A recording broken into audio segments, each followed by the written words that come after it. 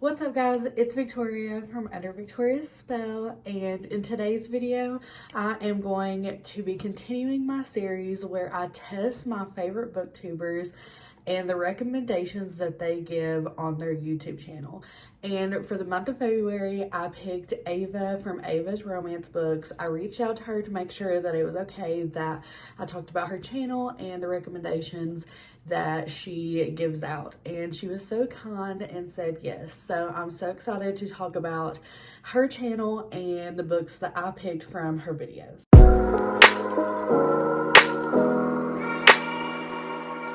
Before we get started on the books that I picked, I want to talk a little bit about Ava's channel.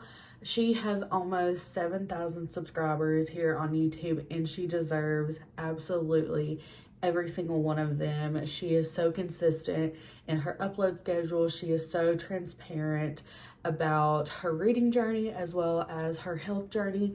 If you don't know, she does have a chronic illness, and she's very open and vulnerable about her chronic illness and really connects with others, which I think is so admirable.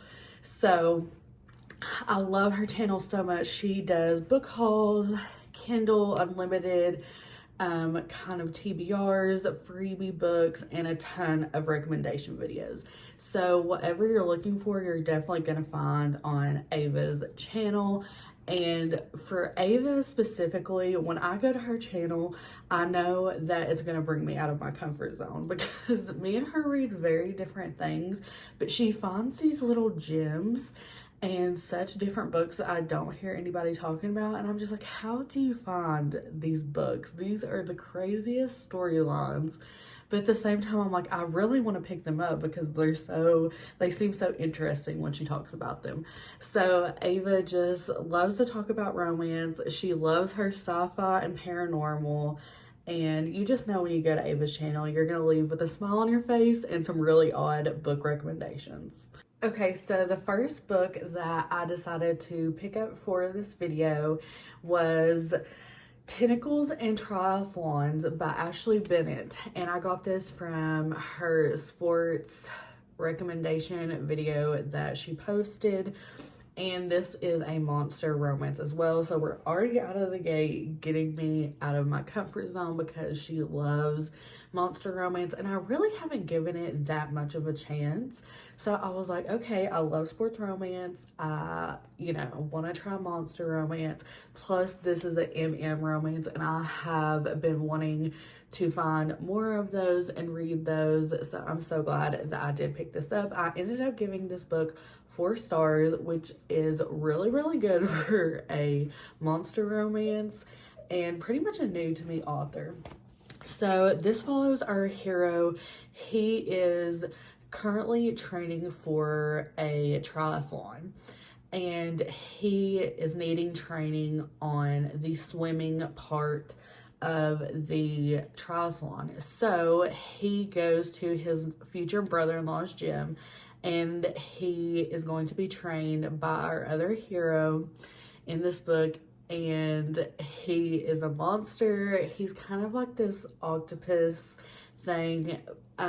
So I was like, okay, this is gonna be very interesting to learn about this and how this is gonna work. But honestly, this story was just so cute, and it held a lot more emotion than I thought it was going to, because I read book 1, this is book 2. They are standalone, so you can read them separately. But this one just had that emotions of our hero, who is our monster. He has been living for hundreds upon hundreds of years, and he's kind of just feeling depressed lately and losing his purpose. He's an artist, and so when he meets his other hero, he finally has this new purpose. And spoiler alert, he finds out that they are mates. So he is kind of dealing with that because our other hero really doesn't like monsters, has had a traumatic experience in the past. So it's kind of like he's having to be friends before they can go into lovers. And I really enjoyed the growth between both of these characters. in this story. I thought it was very sweet, very wholesome, had the emotion, had the fun, had the steam. All around, it was a really, really good monster romance. I think if you're new to it, this is a good place to start because it's not so heavy.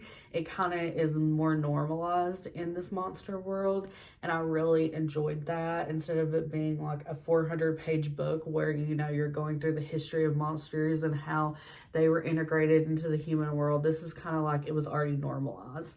And I really enjoyed that about the book. I can totally see why Ava recommended this because it's a great starter for monster romance. It's a good different sports romance because it has to do with swimming and triathlons. It's not necessarily football, basketball, any of those major sports. So I thought this was very different, and it's an MM romance. So you're kind of hitting some really specific tropes, and I totally understand why she picked this for that video. I'm so glad that I picked it up. 4 stars. Absolutely loved it. And the next one that I'm going to talk about is Blood Moon by Julian Graves. Ava talked about this in her top 10 favorite romances of 2022. And this cover honestly just really intrigued me. It gave me like 90s, early 2000 vibes. And it was a paranormal romance. I'm just continuing on and getting out of my comfort zone. And she talked so highly of this book, and I was like, okay, it's novella. I was like, I could get through this fairly quickly.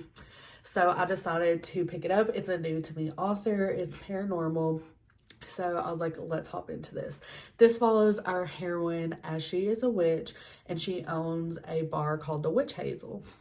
And there's a new bar across the street that has moved in and kind of taking all of her customers away from her. And she finds out that the person that she had a one-night stand with is pretty much the owner of this new bar, and they're kind of like rivals. So they're kind of like lovers to enemies back to lovers.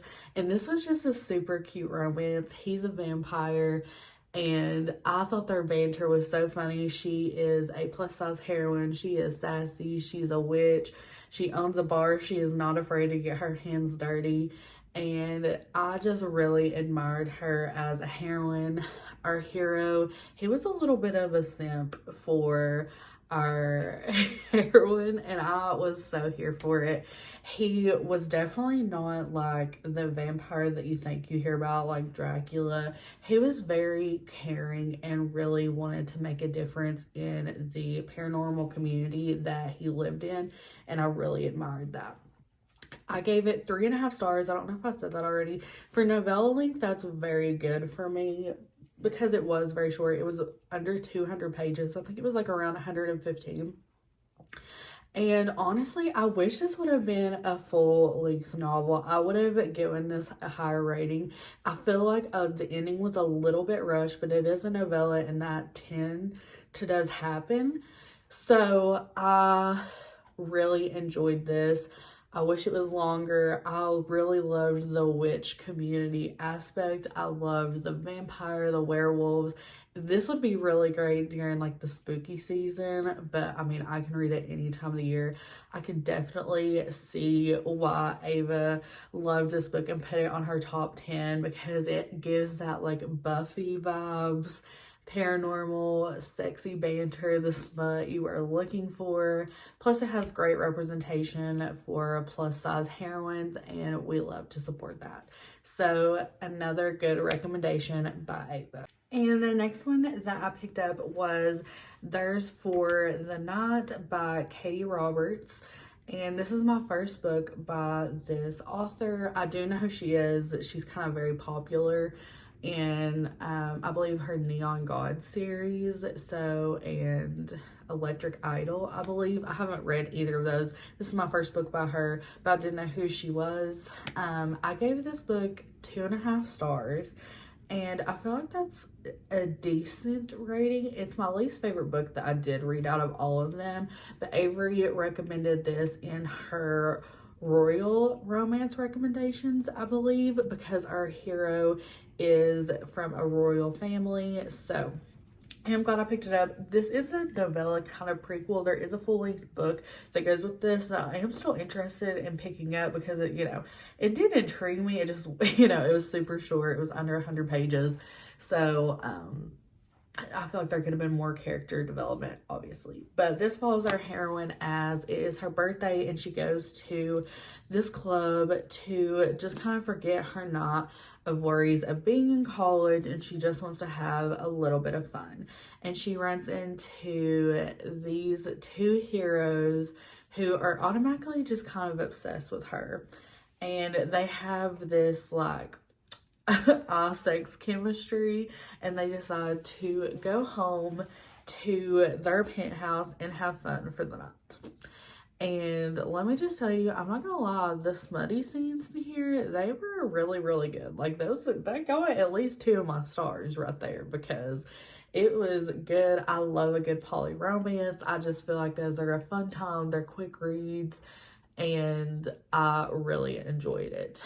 Now, obviously, if it's a novella and it's just smut, like there's obviously not a lot of plot. You saw very little of it in this book, but it did intrigue me enough to want to read the next book in the series. I see why Ava recommended it. It's a short book. If you're looking for a good time with like a specific couple tropes, this is definitely a good one for you.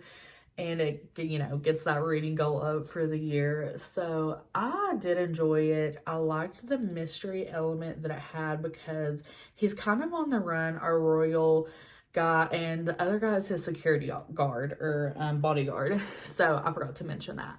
But they're kind of on the run, and so that's kind of like why they can only have one night. She has no idea who they are until the end of the book, and she kind of scurries off in the early morning hours because she overhears what is actually going on, that they're on the run, and who he actually is. So it kind of ends on that note, and it did intrigue me enough. I'm like, okay, like what's going on in the next book? Why is he on the run? Like, I'm just so intrigued. So it was a pretty okay, solid novella if you're looking for a quick time, a fun time. And yeah, I, enjoyed it. And the last book that I'm going to be talking about for this video is one that has been on my radar for a really long time, but I saw this in Ava's arranged marriage forced proximity videos, and that is Brutal Prance by Sophie Lark. I gave this 4.5 stars. I really, really enjoyed this romance. I have only read one other book by Sophie Lark, so I was a little hesitant to pick this up because I read There Are No Saints, and I didn't really enjoy it that much, and I was like, I don't know if her writing is going to vibe with what I like, but I was like, you know what? Ava recommended it, and this is a perfect time to give this author another chance, and I'm so glad that I did. This book gave me a lot of laugh out loud moments, specifically the strawberry scene. If you've read this book, you obviously know what I'm talking about.